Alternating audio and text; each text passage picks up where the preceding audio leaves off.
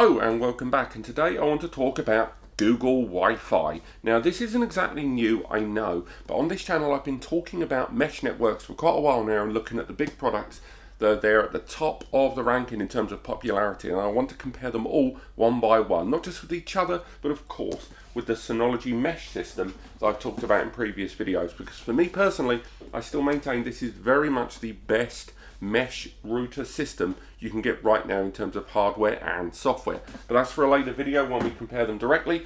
Today, even though it's an older product, I thought we'd do an unboxing today to show you guys out there that still aren't aware what you actually get in Google Wi-Fi, what it's capable of, what are the pros and what are the cons. And in this hardware review, I'm going to focus a lot on how this will work within your home and business environment. We've got another video coming up soon with the software, but for now, let's focus on this hardware. Now, going back to the tablet, it's going to be a little bit complex. Before we get actually to this, let's talk about a very quick point about mesh routers, and we'll get through it nice and fast.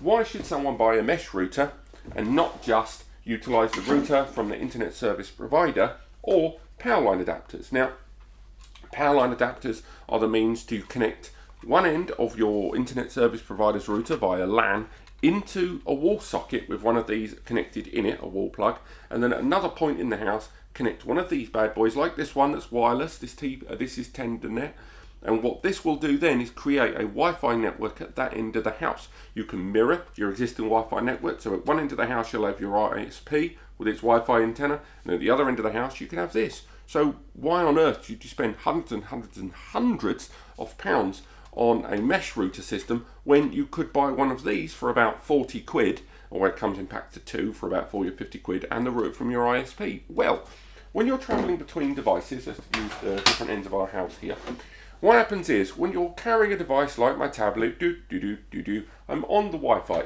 These can have the same Wi-Fi network, the same SSID, the works, but if I'm walking along connected to this device, and you have to imagine this is meters and meters, this distance, when I'm at the other end of the house, my device will more than likely not automatically jump onto this device. In most cases, this device will still try to transmit data to this Wi-Fi point until that connection is severed, either manually or via a question of distance. The result is that even though I could literally rest this tablet against this wireless access power line adapter, it would still connect to the original point unless I broke the distance there. What a mesh router does is a mesh router doesn't just communicate with your device, it communicates with each other on a separate channel, and it will then move you over automatically to whichever node has the strongest signal. But from your side of the fence, you will never see the difference. You'll just walk along,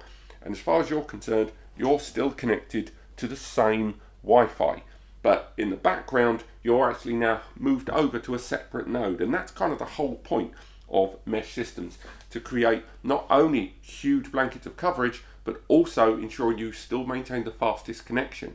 Anyone that's got Wi-Fi points at the front and back of their house, it will all too often be aware of a time when you're in the middle of the house and the signal is just unreliable and choppy at best. So that is the main reason for people to buy mesh routers, and we'll be doing a whole feature of the pros and cons of both soon. But let's talk about Google Wi-Fi. Now, Google Wi-Fi, this 3-pack here retails for about £330, and that's including the tax. It's a lot more than when it first got released, but at the moment, it should be mentioned that, sorry, there's something there in the background, that while this device is still available, it isn't the newest out there. I don't know if Google Wi-Fi is going to have a new updated version coming soon with a better coverage, but this device here is an AC1200. That means each one of the individual nodes has got coverage of up to 1,200 megabits per second. Now it's worth mentioning that one, most of your devices are never going to go above 90 to 100 because of 1 GBE, and two, that speed is spread across two internal wavelengths, and that's 2.4 gigahertz and 5 gigahertz at 400 megabits per second and 800 megabits respectively. That's where we get that 1200 added together, but one device is not going to use both those channels at once. Now, it is available in less than 3. It's available as a 1-pack for £125, a 2-pack for £225, and of course this 3-pack for £330. And you can add as many nodes as you like going forward, so you don't have to go for the 3-pack straight away, and they can all be utilized as independent separate connections as an actual router itself, if you so choose, but it would be tremendous overkill. The internals, it's got a quad-core ARM CPU based inside of up to 710 megahertz per core, and is also backed up with half a gig, that's 512 megabytes of memory, as well as 4 gig of eMMC flash memory to keep the OS on and help support the device with a little bit of storage space.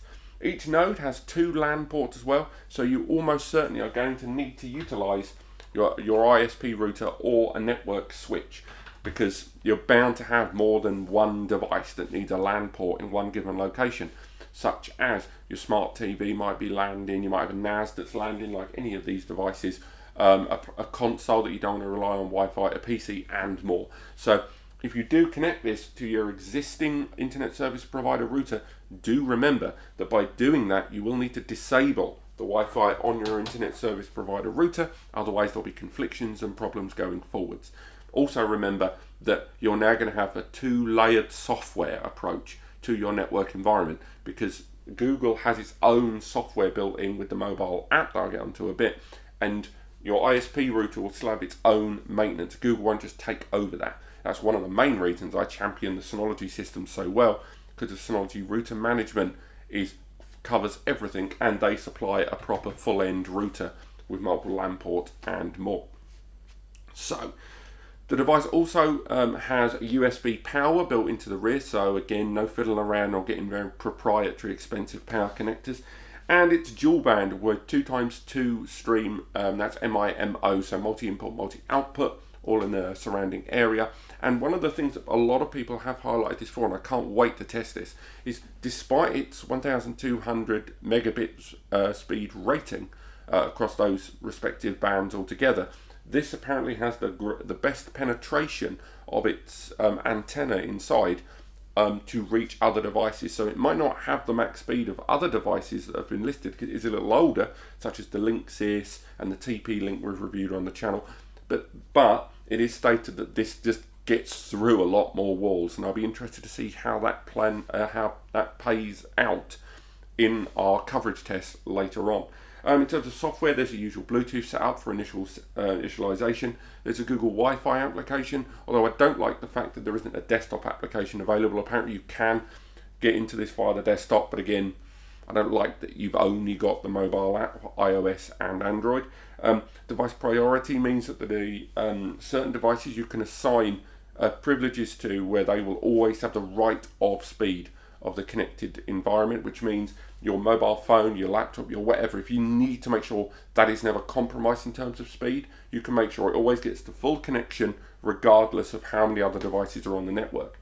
On top of that, client steering for adapted mesh networks make sure that it pushes your device towards individual nodes that you're connected to. Now, some of the other mesh networks say they do this, but they don't do it very well. So that's going to be something I'm looking forward to seeing in action. It is a simple device, apparently, in terms of software, where the software is very, very easy to follow. It's chewable, easy, friendly, as you expect from Google. But a number of you IT nerds out there, or like myself, are probably not going to be hugely impressed by that, because we like a degree of configuration. We'll take your simplicity, love it, thank you. But we want to find that little tab at the bottom that says Advanced Options, and we'll click that. There's also, I'm looking forward to getting my hands on, is the Wi-Fi network check, where you can actually bench test individual speeds of nodes in terms of the devices they're connected to. And it's something they added at a later date after release in their software in a firmware update, that none of the other brands, with the exception of Synology, offer this. Another thing that only this brand and Synology give you is Google Safe Search without paying. I'm looking at you, Linksys. Or the ability to create groups of devices and bulk them together and come up with rules and limitations and control of individual devices if you so choose. So you can have it so that if a certain mobile phone, laptop and smart TV all belong to one person in your network environment, you can create blanket rules that control that series of devices without having to go in individually. You can create one set of rules and then go that device, that device, that device, and name them all like Ben's PC or something. But Google Family Wi-Fi is where it's at with the safe search. There's loads of preset parameters where you can set it up that X device, such as, you know, your son's mobile phone, he's at school, whatever, and you can use Google Wi-Fi to go, right, I want these pre-designed parameters from Google that only lets them get to these websites at this certain time of day. So during the evenings, only give them Wikipedia or educational sources, or during the day they can have social access, but you can restrict that at night if you choose. So when you go to sleep, they're not going to be able to browse Facebook, whatever, which is pretty good indeed. And that goes to WhatsApp and more. You can block individual devices if you so choose, but I quite like that safe search and the client bulking thing that they've got going there, which I think is a lot better. And of course you can do that administration of this device via a desktop PC rather than a mobile phone if you choose, but it's nowhere near as user friendly, and it's kind of fiddly and it's a bit hacky doing it that way. And also there's the thing about making certain devices all grouped together under certain people's names and creating little accounts. That's called Google labeling, and they do that as well. So it's very similar to what you get with the Synology, but how that software compares with Synology's Router Manager 1.2, that's going to be interesting. But I've been talking now for ages. Why don't we get inside this device in its lovely plastic coating and take a good look at Google Wi-Fi. Right, so here's our Google Wi-Fi. Let's tuck straight in. I've already removed the plastic. If we look at the retail box there, we can see lots of information there. Cover up the serial for what difference it will make. And there's lots of information about first time setup and what you get inside your box. So let's slide it out of here, where we've got high expectations here for what the retail packaging is going to look like on this. Going to remove that first one. And here we have our Google Wi-Fi box that doesn't look at all like a nice bottle of wine. Next, let's open up the box here. And there we have our Google Wi-Fi, nice foamy pad at the top for transit. We move it here and we can look at each pod. These pods weigh nothing. They are super light. Again, there is no wall mount on this, but you can buy sort of wall mount things if you so choose. And there are our 3 Google Wi-Fi pods. Let's move that there on camera a little bit, shall we, so you can see them all properly. And at the bottom, we remove that bit of plastic and we've got further accessories inside. Let's have a quick look. I presume this is our power cable. Yep, we've got 3 power cables, I'm sure. There's 1 power cable there, and it's good USB Type-C cable there. And it's one of the ones that you get very similar to your mobile phone. Next, we've got another power cable there. Let's have a look. This one might even have a LAN cable inside. Let's have a look. Yep, we've got our LAN cable as well. Nice high quality there. I think it's a Cat 5. Pop that down there. And we've got the final one. We open it up. What do we get inside here? And again, just a power cable. So it's worth highlighting straight away. There's only the 1 LAN cable. You probably won't need more than 1 LAN cable, to be perfectly honest, because after the initial one is connected to your router or modem, after that you're not going to need any more LAN cables. But nevertheless, they have included a couple of LAN ports there on the rear. Now if we bring that closer to the camera, bring that up there, you can see those 2 LAN ports right there, as well as the USB power port 2. Again, we've got a nice power button there at the front, and apparently there is like an LED when this device is in operation that goes around. I will say that these definitely look better than almost any mesh router I've seen. The Synology ones, for all of their great software that I've highlighted several times, it's a fairly duff design by comparison, and these are very discreet, very small, and given the colour scheme, you could probably hide these in walls and ceilings in multiple locations around your house. And thanks to USB power, it's going to be very easy to supply the power for these devices to function. They're very light, they're very small, got to give them that. If you look at the close-up design of this, if I bring it forward, let's have a look there, it's quite nice. There's no denying that this is easily the best looking of the mesh routers we've seen so far here on the channel. If we compare it against the likes of the Synology, if we bring one of those mesh routers in, 2 seconds, I'll bring that on camera. We can see that they've obviously gone for a much parallel black design, and in terms of scale, very different indeed.